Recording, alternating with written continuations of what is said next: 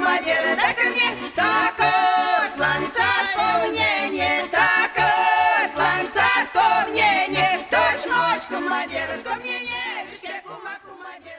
Здравствуйте, дорогие друзья!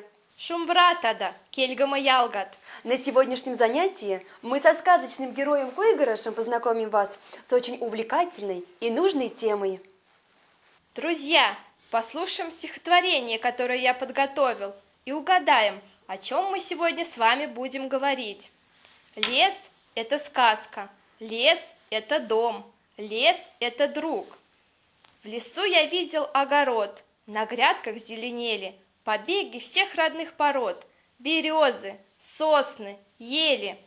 Как вы уже поняли, наш сегодняшний урок будет посвящен великому богатству нашей Родины – лесу, а именно хвойным и лиственным деревьям, произрастающим в лесных чащобах.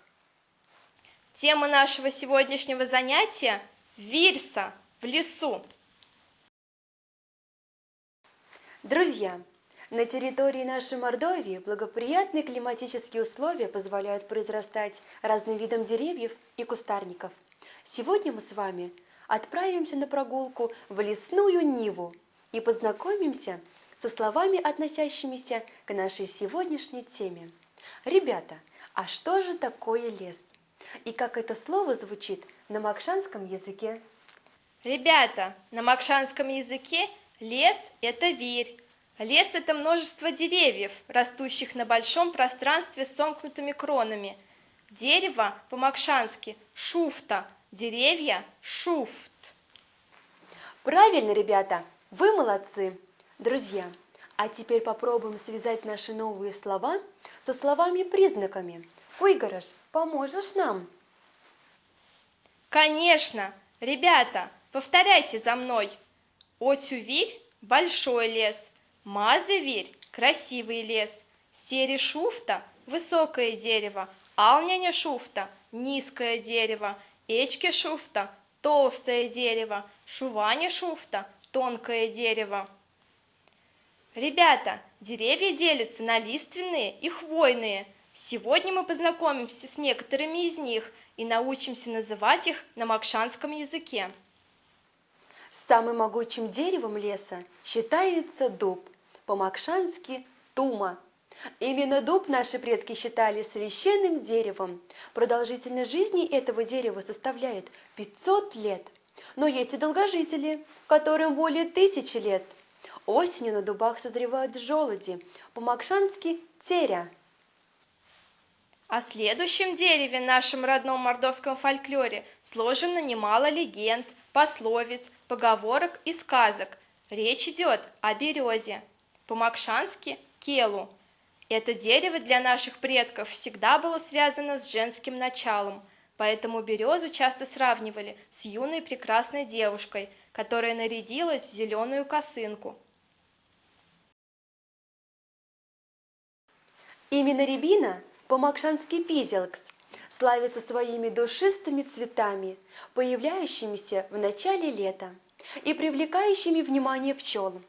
Однако осенью листья этого дерева окрашиваются в багряный цвет и радуют лесных жителей розовыми гроздями ягод. Название следующего дерева переводится с латинского языка как «острый» из-за оригинальной формы листьев. Да, ребята, речь идет о клене, по-макшански уштор. Это дерево обладает большими листьями, красивыми, резными, пятиконечными.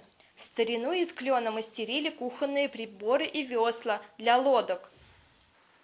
Следующее дерево с пышной кроной и душистыми цветами можно встретить в скверах и парках. Как вы догадались, друзья, мы говорим о липе, по-макшански пяше. В старину считалось, что в липу никогда не попадает молния, и люди не боялись укрываться под ней во время грозы. Также из этого прекрасного дерева изготавливают посуду, кухонную утварь и мочалки. К лиственным деревьям относится также осина, по-макшански – пою, которая недаром считается шумным деревом, ведь ее листья начинают трепетать и шелестеть от малейшего дуновения ветра. А еще осину иногда называют спичечным деревом, так как из ее мягкой древесины изготавливают нужные для всех спички. Ребята, все запомнили? Молодцы! А теперь вместе со мной еще раз повторим акшанские слова, обозначающие лиственные деревья. Келу – береза, пяше – липа, пизелкс – рябина, пою – осина, тума – дуб, уштер – клен.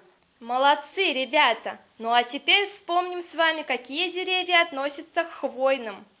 В отличие от лиственных деревьев, хвойные деревья не сбрасывают хвою осенью, а их смолистый аромат очищает и оздоравливает воздух в жару и в мороз. А относятся к ним наиболее распространенные в мордовских лесах ель и сосна. Ребята, назовем вместе с вами, как будут звучать ель и сосна по-макшански.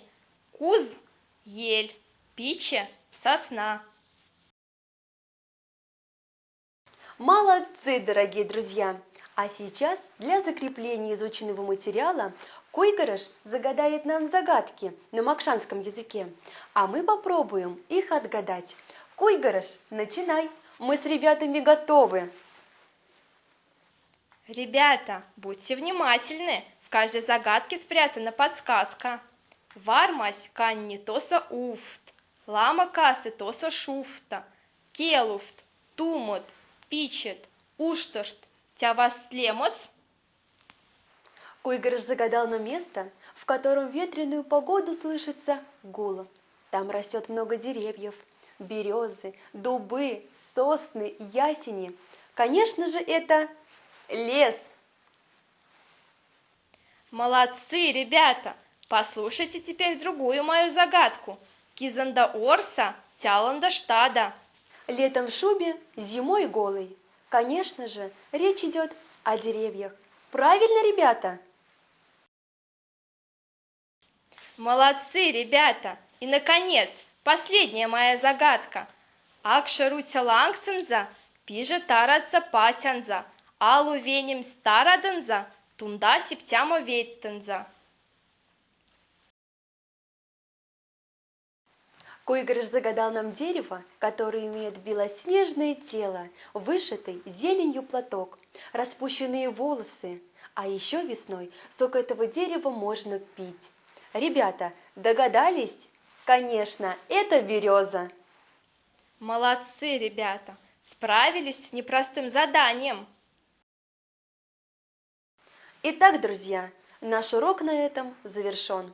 Мы надеемся, что наш урок вам понравился, и вы с нетерпением будете ждать нашей следующей встречи.